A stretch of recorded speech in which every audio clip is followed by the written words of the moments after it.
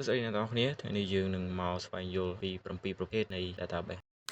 ទី1គឺ relational database គឺជាប្រភេទ data ដែលផ្អែកទៅលើគំរូនៃអ្នកទំនងដែលយើងរៀបចំ data នៅក្នុង table ដែលរួមបញ្ចូលជាមួយនឹង row ឬគេហៅថា record និង column ដែលគេហៅថា field មូលដ្ឋាននៃ relational database នេះដែរគឺយើងបែងចែកជាពីរគឺទី1គឺ relational model ដែលយើងផ្ដោតសំខាន់ទៅលើការរៀបចំ data នៅក្នុង table ដែលមាន row ជាមួយនឹង column ទី2គឺ SQL គឺជាការកំណត់ការរក្សានិងការគ្រប់គ្រងទិន្នន័យរបស់យើងនៅក្នុងកម្មវិធី SQL ឧទាហរណ៍យើងអាចប្រើកម្មវិធីដើម្បីរក្សាក៏ដូចជារៀបចំនិងគ្រប់គ្រងទៅលើទិន្នន័យរបស់យើងដូចជា MySQL, PostgreSQL, Oracle and Microsoft SQL Server ជាដើមហើយ relational database នេះទៀតសោតគឺវាស័ក្តិសមបំផុតសម្រាប់ structure data ដូចជានៅក្នុងប្រព័ន្ធធនាគារកំណត់ត្រាសិស្ស HR management ជាដើមទី2គឺ NoSQL database ឬក៏មកពីពាក្យថា not only SQL database ដែលយើងនិយាយអំពីក្រុមចម្រុះនៃប្រព័ន្ធ database ដែលខុសអំពីគំរូនៃទំនាក់ទំនងដើមរបស់វានៅក្នុងនេះដែរយើងនឹងដោះស្រាយទៅលើធាតុសំខាន់ៗដូចជា unstructured data គឺជាប្រភេទ data ដែលវាគ្មានគំរូឬក៏គ្មានទម្រង់ច្បាស់លាស់ទី2គឺ semi structured data គឺជាប្រភេទ data ដែលខ្លះមានទម្រង់ច្បាស់លាស់ហើយខ្លះទៀតអត់មានទម្រង់ច្បាស់លាស់ទី3គឺ scalability ដែលយើងនិយាយអំពីសមត្ថភាពនៅក្នុងការគ្រប់គ្រងក៏ដូចជាការដោះស្រាយនៅពេលដែល data មានកំណើនឬក៏បរិមាណនៃ data គឺកើនឡើងទី4គឺ flexibility គឺនិយាយអំពីការសម្របខ្លួនរបស់យើងនៅពេលដែលទិន្នន័យមានការផ្លាស់ប្ដូរនៅក្នុងនេះដែរប្រភេទនៃ NoSQL គឺមានដូចជា document based ដែលយើងនិយាយអំពី MongoDB and CodeDB ជាដើមទី2គឺ key value ដែលមាន Redis DynamoDB ទី3គឺ column based គឺមាន Cassandra និង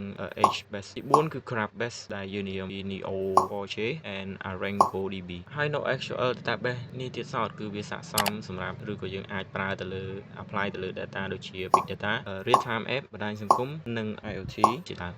3គឺ object oriented database គឺជាការរក្សា data នៅក្នុង object មួយដែលស្តៀងទៅនឹង OOP ឬក៏ object oriented programming នៅក្នុង object oriented database នេះដែរគឺ structure របស់វាមានដូចជាទី1គឺ object oriented principle គឺជា snow នៃគំនិតដូចជាការរក្សានិងការទទួល data ជាដើមទី2គឺ data represent ដែលយើង store data នៅក្នុង object មួយដែលគិតអំពីគុណលក្ខណៈនៃ data នោះទី3គឺ complete data structure គឺជាការធ្វើគំរូទំនាក់ទំនងស្មុគស្មាញមួយតែប្រកបដោយប្រសិទ្ធភាពទី4គឺ software development element គឺជាការធ្វើវិធីសាស្ត្រទៅលើទីអនុវត្តណាមួយទី5គឺ real world application គឺជាការប្រើប្រព័ន្ធវិស្វកម្មឬក៏ព័ត៌មានវិទ្យាផ្សេងៗឧទាហរណ៍គឺ DB4O និង Object DB ជាដើមហើយវាល្អសម្រាប់កម្មវិធីពហុព័ត៌មានក៏ multimedia application និង CAD ឬក៏ CMD system ជាដើមទី4គឺ time series database គឺយើងនិយាយអំពីមូលដ្ឋានមួយចំនួនដូចជាទី1គឺ time based indexing គឺជាទិន្នន័យដែលត្រូវបានដាក់លំដាប់តាមពេលវេលាដើម្បី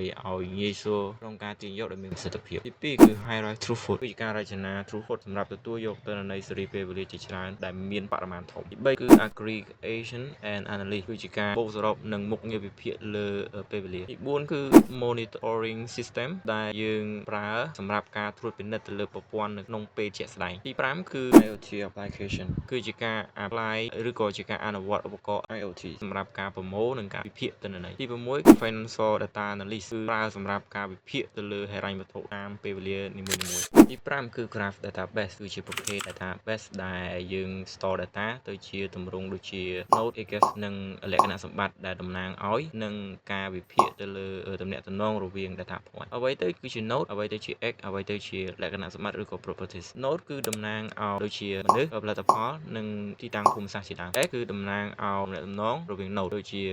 មិត្តរបស់នរណាម្នាក់ការទិញអ្វីឲ្យនរណាម្នាក់អាស័យដ្ឋាននៅណាមួយទៀតគឺ properties ក៏លក្ខណៈសម្បត្តិគឺវារក្សាព័ត៌មានរវាង node និង index ដូចជាអាយុតម្លៃឬក៏ពេលវេលាជាដើមឧទាហរណ៍យើងអាចរក្សានៅ graph database ក្នុង Neo4j Amazon Neptune ជាដើមហើយយើងប្រើ graph database ក្នុង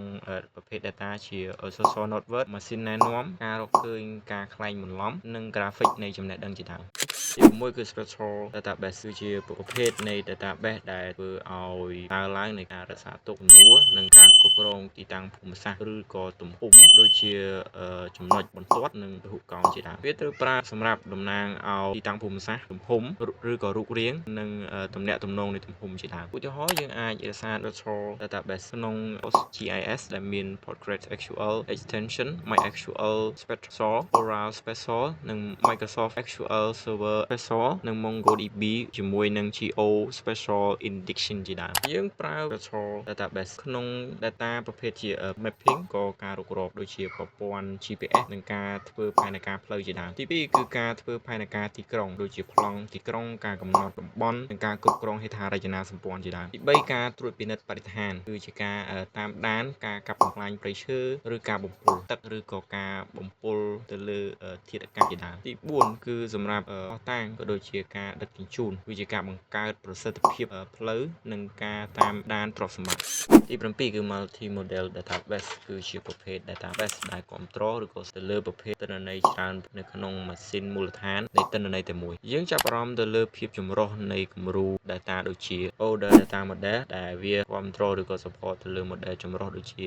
Time Series និង Spatial Data ជាដើមទី2គឺតាក់ទងជាមួយនឹងប្រភេទ Document Data ដែលនិយាយអំពី Semi Structured Data ដែល store ឬក៏រក្សាទុកនៅក្នុង document មួយដែលមានភាព flexible ទី3គឺ Relational Data គឺជាប្រភេទ structure ឬក៏រចនាសម្ព័ន្ធដែលបានរៀបចំនៅក្នុងតារាងទំនាក់ទំនងដែលមានដូចជា role និង column ទី4គឺប្រភេទ Graph Data ដែលនិយាយអំពីទិន្នន័យឬក៏ data ជាប្រភេទ North egress សម្រាប់ទំនាក់ទំនងស្មុគស្មាញមួយឧទាហរណ៍សម្រាប់ Multi Model Database នេះដែរយើងអាចប្រើដូចជា ArengoDB ដែលមាន document ជាមួយនឹង graph ហើយជាមួយនឹង key value ទី2គឺ OrangeDB ដែលមាន graph បូកជាមួយនឹង document ទី3គឺ Postbase ដែលមាន document ជាមួយនឹង key value ទី4គឺ MarkLogic ដែលមាន document semantic and graph យើងប្រើប្រាស់ Multi Model Database នេះនៅពេលដែលកម្មវិធីត្រូវការប្រភេទទិន្នន័យផ្សេងគ្នានៅក្នុងប្រព័ន្ធតែមួយទី2តាក់ទងជាមួយនឹងបណ្ដាញសង្គមឬក៏ social network ដែលវាcombine ឬក៏រួមបញ្ចូលជាមួយនឹង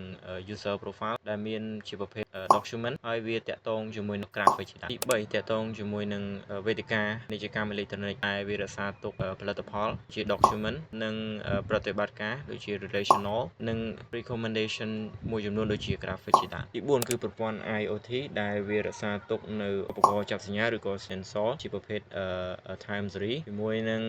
ទំនាក់ទំនងនៃឧបករណ៍មួយចំនួនដូចជា graphic ជានិយាយអំពីកត្តាដែលយើងអាចរើសនៃ7 database ខាងលើគឺទី1 application need គឺយើងនិយាយអំពីតម្រូវការចាំបាច់សម្រាប់ការ apply ទៅលើទិន្នន័យរបស់យើងទី2គឺ data volume គឺយើងនិយាយអំពីទំហំនៃការគ្រប់គ្រង data ទី3គឺ data reservoir space គឺយើងនិយាយអំពីល្បឿននៃតម្រូវការដែលយើងអាចទាញយកទិន្នន័យបានទី4គឺ data complex គឺនិយាយអំពីភាពស្មុគស្មាញនៃទំនាក់ទំនងរបស់ data ទី5គឺ scalability គឺនិយាយអំពីសមត្ថភាពនៅក្នុងការដោះស្រាយកំណើននៃ data របស់យើងទី6គឺ security គឺយើងត្រូវប្រាកដថាយើងអាចការពារសុវត្ថិភាពនៃ data របស់យើងទី7គឺ team expert គឺយើងនិយាយអំពីអ្នកជំនាញក៏ដូចជាក្រុមនៃ development team សម្រាប់ database របស់យើង